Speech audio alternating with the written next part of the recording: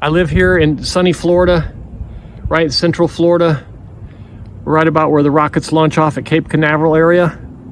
And it produces between 20 and 25 kilowatt hours of energy every day.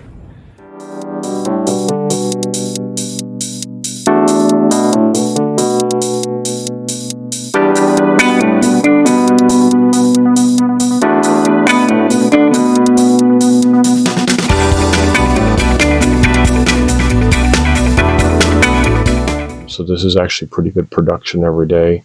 And you can see the voltage here is pretty consistent. It comes up in the morning, and I can zoom in on a piece of this here. And you can see in the morning it comes up.